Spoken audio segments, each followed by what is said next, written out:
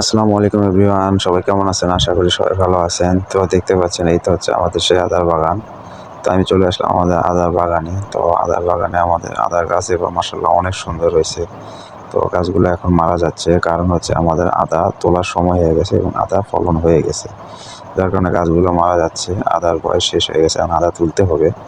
তো আমরা খুব ভালোভাবে ট্রিটমেন্ট করছি এবং ওষুধপাতি মেডিসিন খুব সুন্দরভাবে দিছি, যার কারণে আদা আমাদের পরিপক্ক এবং মাশাআল্লাহ অনেক সুন্দর হয়েছে।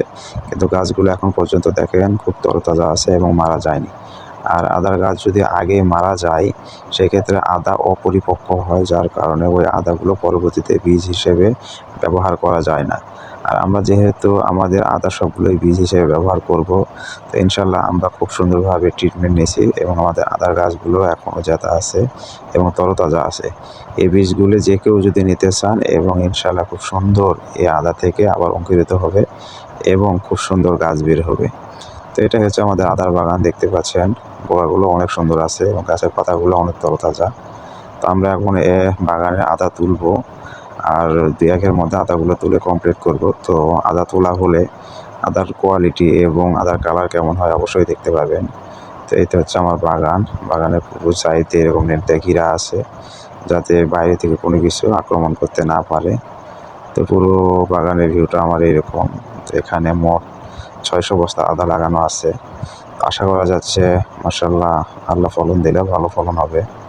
তো কারো যদি আদার বীজ হিসেবে প্রয়োজন হয় বা বীজ যদি লাগে, অবশ্যই আমাদের সাথে যোগাযোগ করবেন। ইনশাআল্লাহ বীজ দেওয়ার চেষ্টা করা হবে। তো দেখেন এই তো আমার বাগানটা সুন্দর লাগছে, আপনাদেরকে ঘুরে ঘুরে বারবার দেখাচ্ছি।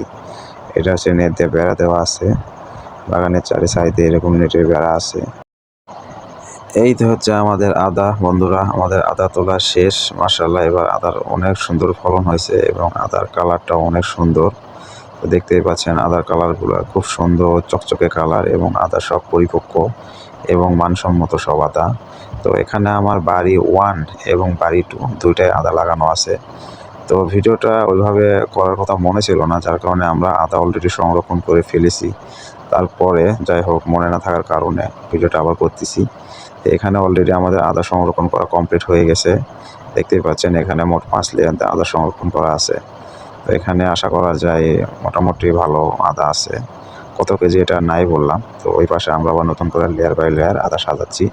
আর এখানে একটা জিনিস লক্ষ্য করুন, যেগুলো অপরিপক্ক আদা এবং ছোট ছোট আদা, এগুলো আদা আমরা সাইড করে ভিনেগারে রেখে দিই। এসব আদা আমরা কখনোই বীজ হিসেবে ব্যবহার করি না। শুধু পরিপক্ক এবং মানসম্মত আদায় আমরা বীজ হিসেবে ব্যবহার করি।